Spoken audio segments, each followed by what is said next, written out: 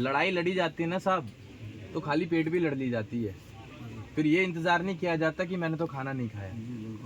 लड़ने वाला लड़ेगा, भूखा पेट भी लड़ेगा, और इस वक्त हमें लड़ना है। ये लड़ते ही तमाम परिवार जैसे हॉस्पिटल में जूझ रहे हैं, पैसे नहीं है, लेकिन अंतिम समय तक होता है मेरा बेटा अभी बोलेगा, मेरे पिताजी बोल लेंगे, तो वो उसके पास है कि नहीं है, ज़मीन भी गिरवी रख देता है, सब कुछ रख देता है, अंतिम समय दांव आता है, कुछ भी नहीं रख देता, तब भी लड़ता रहता है। उसी तरह से बाबूजी तो अभी हमें न्याय चाहिए बस, और इतने कमज़ोर हम लोग नहीं हैं बिल्कुल नहीं है। कि 1 करोड़ रुपए के लिए हम लोग सरकार के सामने हाथ फैलाएं। 1 करोड़ रुपए की कीमत नहीं थी उस लड़के की।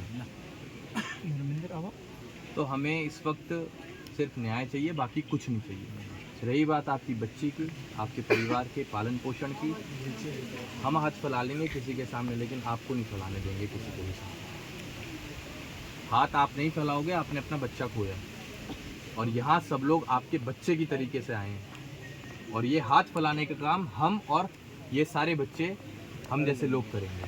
आप सिर्फ न्याय की मांग करेंगे और कुछ नहीं करेंगे, बाकी चीज़ें हम देंगे ना। हमारा क्या कर्तव्य, हमको यहाँ पे वीडियो बनवाने, फोटो खिंचवाने आए हुए हैं बस? नहीं बिल्कुल नहीं, हम अपने आप को चमकाने आए हैं दिल्ली से चल के यहाँ? बिल्कुल। ये काम तो होते रहेंगे, ऐसे मुद्दे तमाम हैं, बहुत कार्यक्रम लगे हुए हैं। यहाँ तो हम आपका दुख बांटने हैं।